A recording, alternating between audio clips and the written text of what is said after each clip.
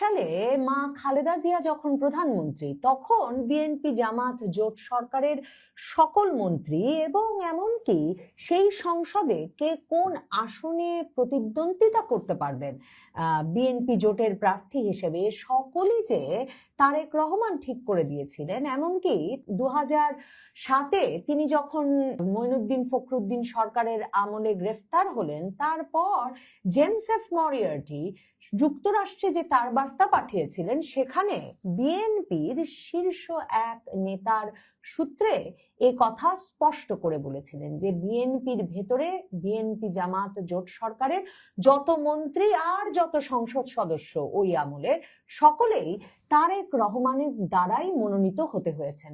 এবং বিএনপি জামাত জোট সরকারের ভেতরে সে সময় যে তিনি একটা হাওয়া ভবন নিয়ন্ত্রিত প্যারালাল সরকার, মানে সমান্তরাল সরকার গড়ে তুলেছিলেন, সেটা তারেক রহমানের বিরুদ্ধে সে আমলে সবচেয়ে বড় অভিযোগ হয়ে উঠেছিল। এ দফায় তারেক রহমান নিজেই যখন প্রধানমন্ত্রী, তখন হাওয়া ভবন এবার আর খোলা হয়নি বটে, কিন্তু এই কথা আর সরকারের ভেতর, মন্ত্রিসভার ভেতর, বিএনপির দলের ভেতর চাপা রাখা যাচ্ছে না যে দলের ভেতর, মন্ত্রিসভার ভেতর, সরকারের ভেতর তারেক রহমানের একটা লন্ডন গ্রুপ ক্রমাগতভাবে স্পষ্ট হয়ে উঠছে এবং তারাই পুরো ক্ষমতা, পুরো সরকারটাকে নিয়ন্ত্রণ করতে চাইছে। পার্বত্য চট্টগ্রাম বিষয়ক মন্ত্রী দীপেন দেওয়ান পদত্যাগ করে বসেছেন হঠাৎ করেই, এবং 63 বছর বয়সী এই দীপেন দেওয়ান যদিও বা আনুষ্ঠানিকভাবে যে পদত্যাগ পত্র দিয়েছেন সেখানে বলেছেন শারীরিক অসুস্থতার কারণেই তিনি পদত্যাগ করতে চান, কিন্তু এ খবর এখন বাংলাদেশে এত বিধিনিষেধের মধ্যেও সংবাদ মাধ্যমে আর চাপা দিয়ে রাখা যাচ্ছে না যে তিনি আসলে পদত্যাগ করেছেন প্রতিমন্ত্রীর সঙ্গে ক্ষমতার দ্বন্দ্বে এবং তারেক রহমানের পছন্দ করে নেওয়া মীর হেলাল নামের এই প্রতিমন্ত্রীর সঙ্গে তার যে দূরত্ব হয়েছে সেটাকে একটা অপমান হিসেবে দেখে এবং স্বাধীনভাবে কাজ করতে না পেরে একজন মন্ত্রীকে 3 মাস যেতে না যেতেই নতুন সরকারের মন্ত্রিসভা থেকে পদত্যাগ করতে হলো। দীপেন দেওয়ান অত্যন্ত জনপ্রিয় তার এলাকায়, তিনি ছাত্রদল করেছেন, তার বাবা প্রেসিডেন্ট জিয়ার আমলের মন্ত্রী ছিলেন, মানে আজীবনের বিএনপি করা এক নেতা। এবং খালেদা জিয়ার অনুরোধে তিনি 2006 সালে জুডিশিয়াল সার্ভিসের চাকরি ছেড়ে বিএনপিতে যোগ দেন, আর এবারের 12 ফেব্রুয়ারির নির্বাচনে বিএনপির সকল প্রার্থীদের মধ্যে তিনি সবচেয়ে বেশি পার্থক্যে তার নির্বাচনী আসনে জয়লাভ করেছেন। তো এহেন জনপ্রিয় একজন নেতা, তাকে যে এখন মন্ত্রিসভা থেকে সরে যেতে হলো, তারেক রহমান নির্বাচিত এবং তারেক রহমানের সঙ্গে লন্ডনে ঘনিষ্ঠ হয়ে ওঠা, লন্ডনে ব্যারিস্টারি পড়তেন এই মীর হেলাল, যিনি বিএনপি নেতা, সাবেক প্রতিমন্ত্রী মীর নাসির উদ্দিনের পুত্র, তার সঙ্গে দ্বন্দ্বে যে তাকে পদত্যাগ করতে হলো, বিএনপির স্থানীয় নেতা কর্মীরা বলছেন সেটা পার্বত্য চট্টগ্রামের পাহাড়ি বাঙালি কারো জন্য ভালো হলো না। মনে করে দেখেন 2025 সাল জুড়ে পার্বত্য চট্টগ্রামটাকে আমরা এমন একটা অস্থির পরিস্থিতিতে দেখলাম যে আরাকান আর্মি রীতিমতো জলকেলি করে বেড়াচ্ছে পার্বত্য চট্টগ্রামে, বান্দরবন সীমান্তের 10 কিলোমিটার ভেতরে ঢুকে। সে খবর বেরিয়ে এলো আরাকান আর্মির হাজার হাজার পোশাক বাংলাদেশে তৈরি হচ্ছে, সে খবর বেরিয়ে এলো কুকি চিন ন্যাশনাল ফ্রন্ট, এই সশস্ত্র গোষ্ঠীর বিরুদ্ধে সেনাবাহিনীকে অভিযান পরিচালনা করতে হলো।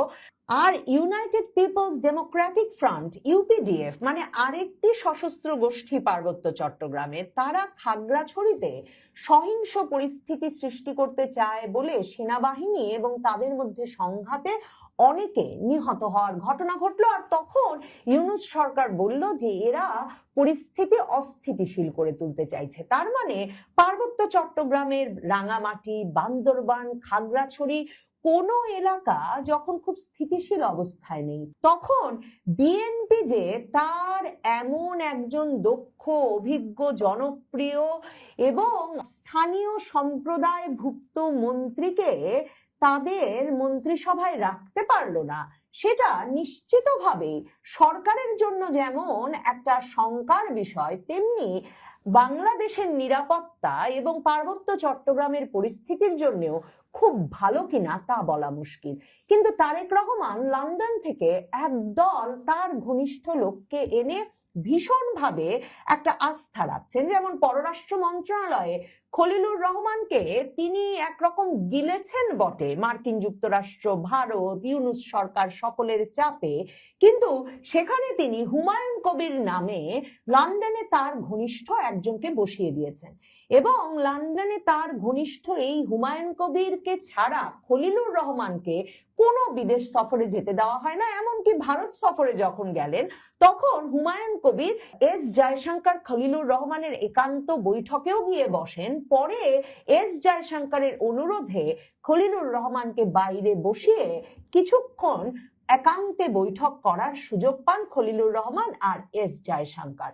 এবং শুধু যে পররাষ্ট্র বিষয়ক উপদেষ্টা হুমায়ুন কবিরকে করা হয়েছে তাই নয়, হঠাৎ করে বাংলাদেশে উড়িয়ে এনে তাকে কিন্তু সরাসরি বিএনপির যুগ্ম মহাসচিবও করে দেওয়া হয়েছিল। আবার ধরুন মাহাদি আমিন লন্ডন থেকে দেশে এলেন যখন তারেক রহমানের দেশে আসার সময় প্রায় হয়ে এলো এবং তিনি এসে ঘোষণা দিলেন যে আর কিছুদিনের মধ্যে তারেক রহমান ফিরবেন। তখন মির্জা ফখরুল ইসলাম আলমগীর বিএনপি মহাসচিব বললেন যে এমন কোনো দিন তারিখের খবর এখনো তারা জানেন না। সেই মাহাদি আমিনকে করে দিলেন বিএনপি চেয়ারপারসনের উপদেষ্টা, মানে তার নিজের উপদেষ্টা। এখন তিনি প্রধানমন্ত্রীর উপদেষ্টা এবং প্রধানমন্ত্রীর দফতরের মুখপাত্র হিসেবে সরকারের সকল বিষয়ে ব্রিফ করছেন। এমনকি জাহিদুর রহমান সহ তারেক রহমানের যে উপদেষ্টা বাহিনী, এরা মূলত তারেক রহমানের লন্ডন জীবনে ঘনিষ্ঠ হয়ে ওঠা বিভিন্ন ব্যক্তি।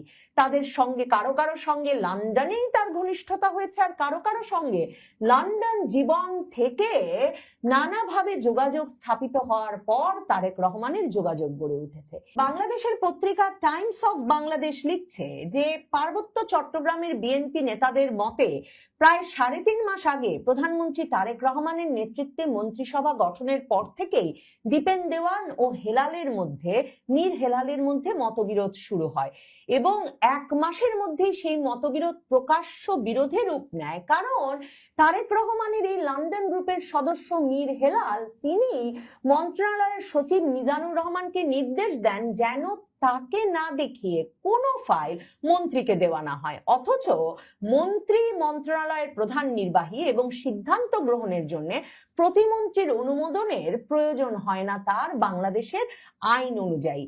এখন পার্বত্য চট্টগ্রাম বিষয়ক মন্ত্রণালয় সেই আইনে কাজ করছে না, সেখানে দীপেন দেওয়ান স্বাধীনভাবে কাজ পরিচালনা করতে পারছেন না।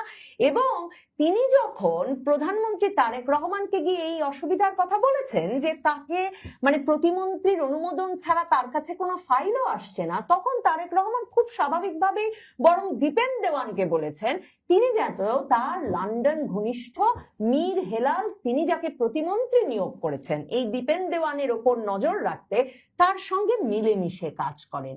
আর মীর হেলাল বিভিন্ন সময়ে নিয়মিতভাবে দীপেন দেওয়ান মানে তার মন্ত্রণালয়ের মন্ত্রীর বিষয়ে বিভিন্ন নালিশ করতে তারেক রহমানের কাছে চলে যাচ্ছিলেন, সেই অভিযোগও সংবাদ মাধ্যমে বেরিয়ে এসেছে।